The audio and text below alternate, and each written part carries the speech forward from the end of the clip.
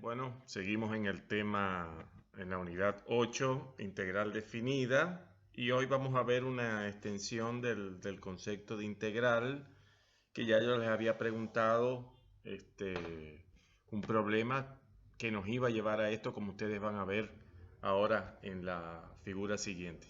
Vamos entonces a estudiar integrales impropias en esta clase de primera especie y en la próxima clase de segunda especie.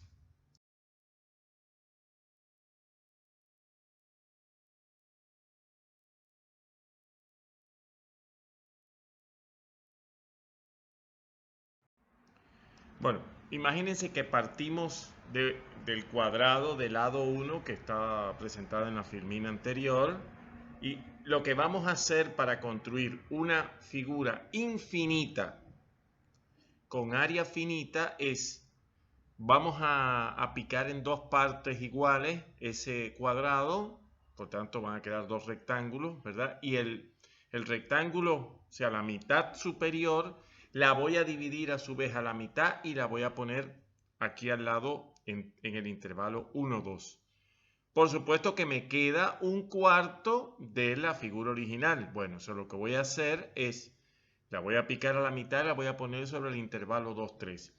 Y así sucesivamente, siempre del rectángulo que me quede, la mitad lo voy a poner en el intervalo siguiente. Ustedes se darán cuenta que no importa lo pequeña que sea la altura, este proceso es un proceso infinito, es decir, puedo seguir hacia la derecha sin límite, con lo cual yo estoy construyendo acá una figura infinita cuyo área sigue siendo 1, porque partimos de ese cuadrado de lado unidad. No obstante, cuando en la última unidad, cuando estudiamos series, vamos a ver que este es un caso particular de lo que se llama una serie geométrica convergente, porque tiene razón un medio.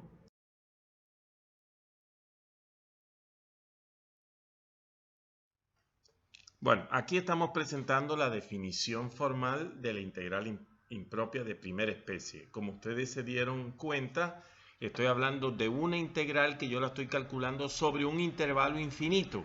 Es decir, que va desde un valor a hasta más infinito. Este a puede ser 0, obviamente, ¿verdad? De hecho, puede ser cualquier número. Lo que importa es que en este caso el límite superior sea más infinito. De todas maneras, un poquito más adelante vamos a ver otros casos. Bueno, y se define siempre a esta integral como el límite de una cierta integral, cuyo límite superior lo acá se llama a, puede ser cualquier variable, y al cual a esa integral yo le calculo el límite. Si ese límite existe, entonces se dice que la integral impropia es convergente y ese valor obviamente va a ser el valor de la integral. Si ese límite no existe, entonces diremos que la integral impropia de primera especie diverge. Aquí hay una observación importante, y es que si la integral impropia desde a hasta más infinita converge, también va a converger cualquier integral cuyo límite inferior esté a la derecha de la. O sea, en realidad lo que estamos diciendo, para pensarla bien, si el área que empieza en a y termina en más infinito tiene un valor finito, entonces una que está contenida en ella, o sea, b porque está a la derecha, que es más pequeña, obviamente también lo tendrá. Por eso tiene sentido esta observación y es muy importante. Además, porque puedo escribirlo como puedo descomponer por las propiedades del integral, y el primer factor de esta suma es una integral definida, con a y b son números.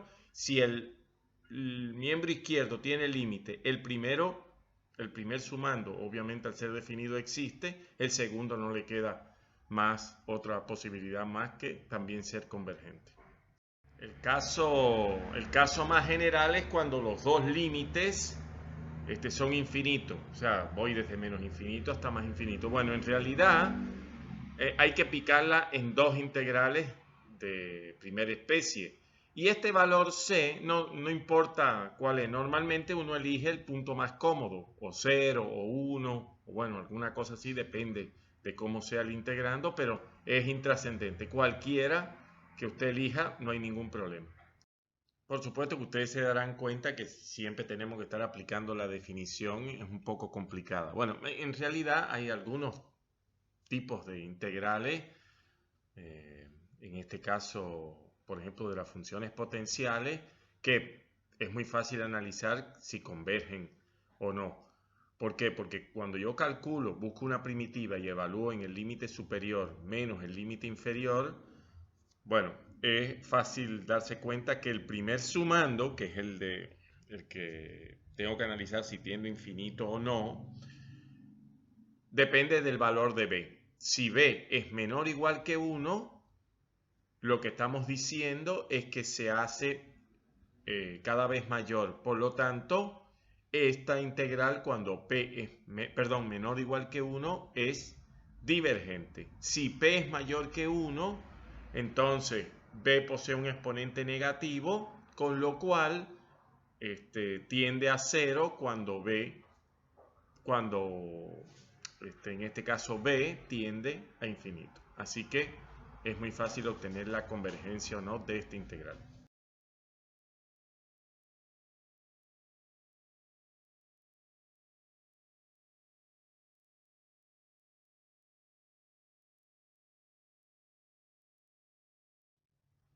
La interpretación geométrica de la integral definida, que es válida para las integrales impropias, como el área bajo la curva, por ejemplo, me permite afirmar que, o por lo menos responder esta pregunta, si esa integral impropia converge o no. Fíjense que esa es una función que, si bien es continua en todo el intervalo de integración, yo no puedo encontrar una función primitiva en términos de funciones elementales, es decir, no tiene una integral directa que yo la puedo buscar por tabla o por algún método de integración.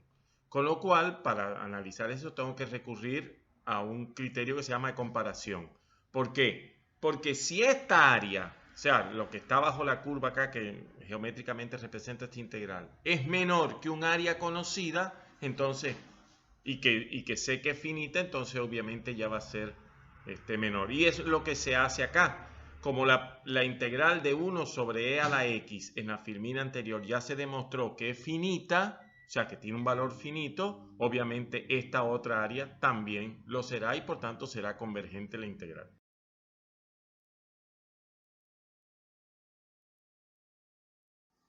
Una forma de analizar la convergencia de una integral impropia es analizando esta función que depende obviamente del valor de a, del límite superior, ese variable que hemos puesto, que es el que hacemos tender a infinito.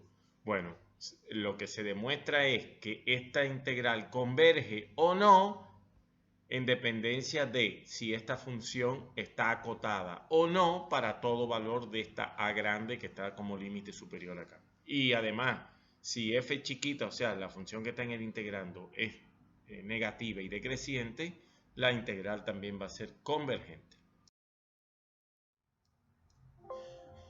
Bueno, esta comparación de áreas que usamos, tanto general, si B era mayor que A, o sea, estaba a la derecha de A, o en el caso de la integral que comparamos con 1 sobre e a la x, es la que sustenta, o es lo que sustenta este tipo de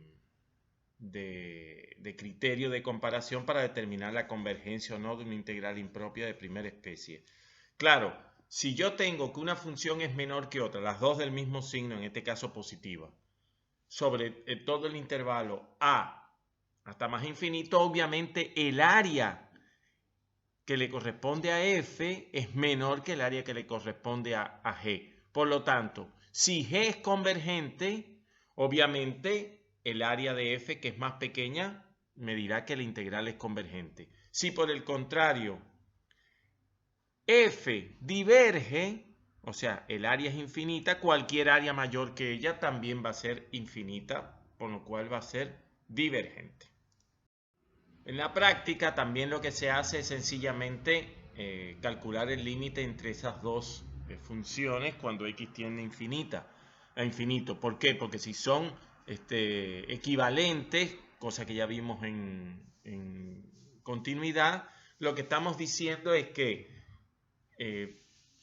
puedo establecer relación entre las dos integrales. Por ejemplo, si k es distinto de 0, un número, ambas integrales tienen el mismo carácter. Si es 0, de la convergencia de la integral de g, o sea, si g es convergente, la integral de g es convergente, la integral de f será convergente. Y si k es mayor o igual que c, es infinito, perdón, más infinito, si f es divergente, entonces la integral de g también será divergente.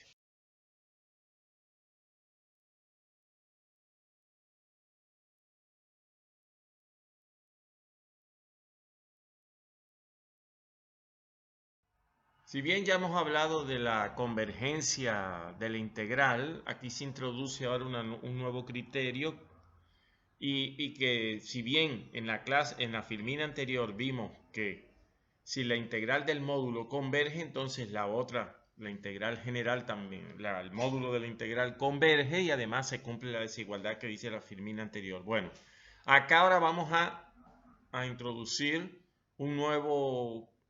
una nueva noción que es la de convergencia absoluta. Se dice que la integral impropia converge absolutamente si la integral del módulo converge.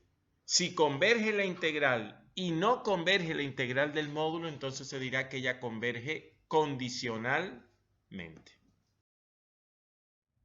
En estas últimas filminas lo que hacemos es presentar varios ejemplos donde por comparación yo puedo determinar el carácter, digamos, para que vean cómo se procede para determinar el carácter de una determinada integral impropia que me dan y que no puedo calcular su primitiva, o por lo menos no lo puedo hacer fácilmente. Bien, estos ejemplos para completar esta clase y les va a ilustrar el tipo de problemas que pueden encontrarse más adelante, el cual es, obviamente, primero, determinar si una integral impropia de primera especie converge o no, y el otro es determinar si una integral impropia converge condicionalmente o absolutamente. Bien, bueno, nos vemos entonces en la próxima clase.